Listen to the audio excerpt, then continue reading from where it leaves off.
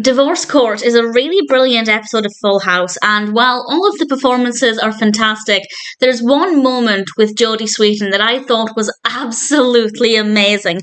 This is the 8th episode of the 3rd season of Full House. It's directed by Jeff Franklin, and of course, there will be spoilers from now as I discuss the episode. And there are two main parts to the episode. One focuses on DJ and Stephanie, the other on Danny, Jesse, and Joey. The first scene, the opening scene, is really delightful. Jesse and Michelle are snapping their fingers and singing Jingle Bells randomly. Very cute way to start things off.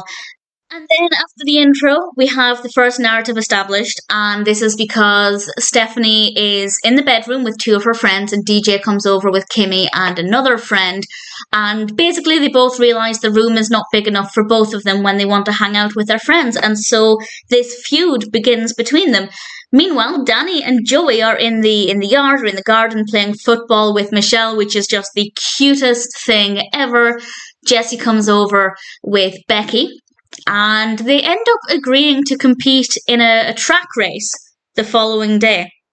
And I'll kind of sum up what happens with this bit now, because the rest of it I want to talk about is DJ and Stephanie. So we do get the track race, and Becky shows up with a television crew to film a segment for the show.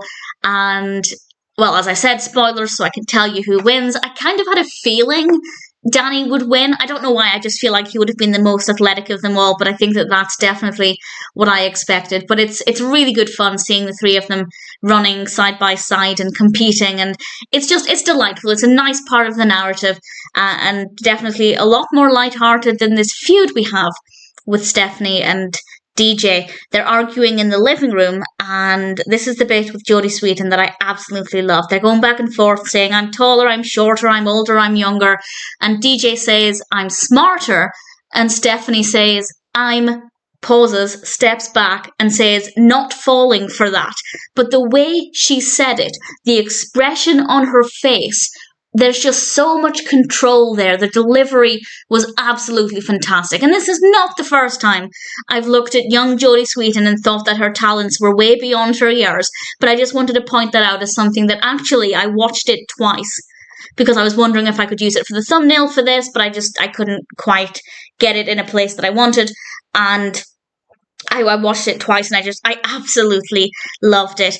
And the reason this fight has mostly come about is not just because they're getting in each other's way, but because DJ had said she'd take Stephanie to the Halloween carnival.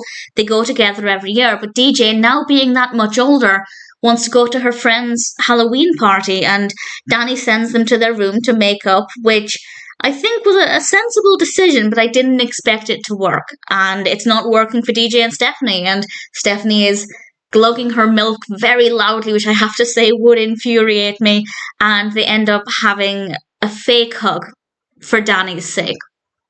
But it's not enough for them, and Stephanie moves out. And what I will say is that they managed to move Stephanie's bed without any of the grown-ups helping them, which seems like a pretty impressive thing to do, but nevertheless, this is what they do. And Stephanie is sharing the room with Michelle, and there's this really brilliant moment that actually made me laugh out loud, because I hadn't expected it. Jesse comes up to say goodnight. He's obviously surprised to find Stephanie in the bedroom, but nevertheless, he says goodnight to Michelle and Stephanie, and then he goes to check on DJ, and as he opens the door, all we see is DJ rollerblading in circles in her room. Obviously, this is to emphasize the fact that there's no bed there. Look at all of this space that she has without Stephanie there. But it was just so funny and so random, and I did not expect it. Obviously, this issue hasn't been resolved, so we then get the fake courtroom, and this actually had a few moving moments in it. So we have DJ and Stephanie being represented by Joey and Jesse, and DJ talks first, and I think both of them made arguments that were very, very sensible. DJ said she is older now, she needs her own space, which I think is completely reasonable. But what Stephanie said really got to me, because she said, and I quote, I miss the old DJ, the one who used to like me. And I think it's fair that Stephanie would come to the conclusion that DJ doesn't like her anymore, because she doesn't want to spend time with her. Obviously, with Stephanie being much younger, she doesn't realise this need for more independence and personal space that most teenagers will face as they get older, preteens and teenagers.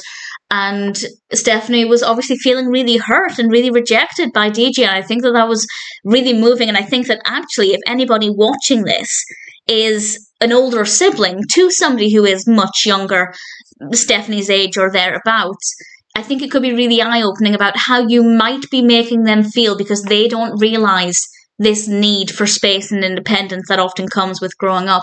And I just thought it was very well done. And then, of course, we get the brilliant moment where we see their costumes.